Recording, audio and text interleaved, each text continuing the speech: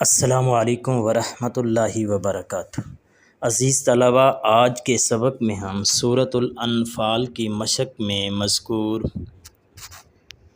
مختصر سوالات کو حل کریں گے۔ سب سے پہلے سوال ہے، انفال یعنی مال غنیمت سے کیا مراد ہے؟ تو ہم جیسا کہ پڑھ چکے ہیں، انفال سے مراد کیا ہے؟ انفال نفل کی جمع ہے۔ نفل زائد چیز کو کہتے ہیں۔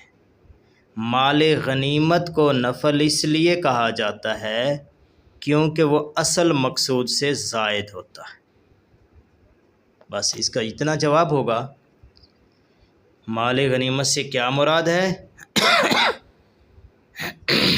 مال غنیمت کو نفل اس لیے کہا جاتا ہے کیونکہ وہ اصل مقصود سے زائد ہوتا ہے۔ جہاد سے مقصود تو آخرت کا اجر اور اللہ تعالیٰ کی رضا ہے۔ مال کا ملنا اللہ تعالیٰ کا فضل اور عطیہ ہے۔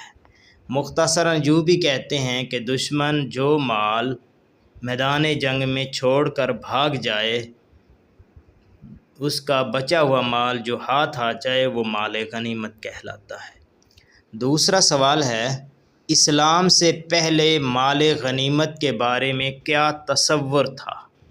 تو اس کا جواب یہ ہے، ظہور اسلام سے قبل ہونے والی جنگوں میں یہ خیال کیا جاتا تھا کہ میدان جنگ میں جو مال جس کے ہاتھ آ گیا وہ اسی کی ملکیت ہے۔ اس زمانے میں لوگ مال و دولت کے حصول کے لیے بھی جنگوں میں شریک ہوتے تھے۔ سورۃ الانفال میں اس جاہلانہ تصور کی نفی کی گئی ہے اور بتایا گیا ہے کہ اسلام میں جہاد کا مقصد صرف اور صرف اللہ تعالیٰ کی رضا حاصل کرنا۔ تو مختصراً جواب یہ ہے، اسلام سے پہلے مال غنیمت کے بارے میں تصور یہ تھا کہ جو مال جس کے ہاتھ آ جائے اسی کا ہے۔ تیسرا سوال، غزوہ بدر کو یوم الفرقان کیوں کہا جاتا ہے؟ تو اس کا جواب ہے، فرقان کا معنی ہے حق اور باطل کے درمیان فیصلہ۔ اس جنگ میں کفار مکہ کو شکست ہوئی اور اسلام کی حقانیت ظاہر ہوئی، اس لیے اسے یوم الفرقان کہا جاتا ہے۔ چوتھا سوال ہے، غزوہ بدر کب اور کہاں پیش آیا؟ تو اس کا جواب یہ ہے، غزوہ بدر 2 ہجری کے لگ بھگ مدینہ منورہ میں بدر کے مقام پر پیش آیا، یعنی لگ بھگ بھی ہم نہیں کہیں گے۔ غزوہ بدر رمضان المبارک 17 رمضان المبارک 2 ہجری کو بدر کے مقام پر پیش آیا۔ پانچواں سوال ہے، غزوہ بدر کا کیا نتیجہ نکلا؟ صاف ظاہر ہے،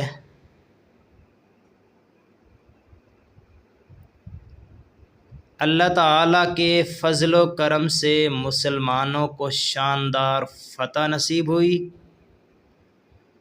ابو جہل سمیت قریش کے 70 افراد مارے گئے، 70 افراد گرفتار ہوئے، باقی لوگ میدان جنگ سے بھاگ کھڑے ہوئے۔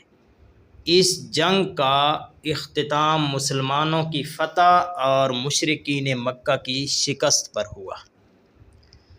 چھٹا سوال ہے، سورۃ الانفال کا مرکزی مضمون کیا ہے؟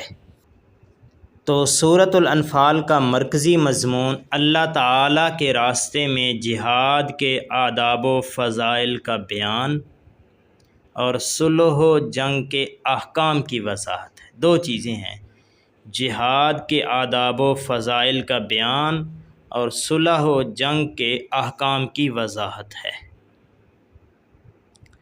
اگلا سوال ہے، سورۃ الانفال کے آغاز میں کس چیز کی تعلیم دی گئی ہے؟ سورۃ الانفال کے آغاز میں کس چیز کی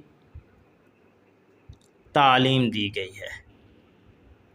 تو جواب ہے سورت کے آغاز میں مسلمانوں کو تقوی، اطاعت حق، ذکر الہی اور اللہ تعالی پر توکل کی تعلیم دی گئی ہے۔ 8واں سوال ہے، سورۃ الانفال میں اہل مکہ کے کردار کو کس سے تشبیہ دی گئی ہے؟ درست جواب ہے سورۃ الانفال میں اہل مکہ کے کردار کو آل فرعون کے کردار سے تشبیہ دی گئی ہے، یعنی ان اہل مکہ کے کردار اور آل فرعون کے کردار میں یکسانیت ہے۔ 9واں سوال ہے، مال و اولاد کی محبت فتنہ کب بنتی ہے؟ تو اس کا جواب یہ ہے، مال اور اولاد کی محبت میں حد سے بڑھ جانا فتنے کا باعث ہے، یعنی یہ فتنہ تب بنتی ہے جب یہ حد سے بڑھ جائے۔ 10واں سوال ہے، سورۃ الانفال کی روشنی میں سچے ایمان والے کون ہیں؟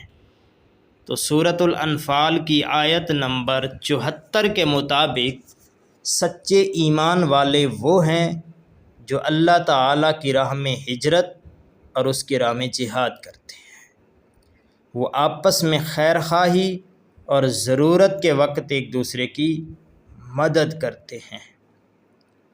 یہ تھے مختصر سوالات اور ان کے جوابات۔ اگلے لیکچر کے ساتھ حاضر ہوں گے۔ اللہ حافظ۔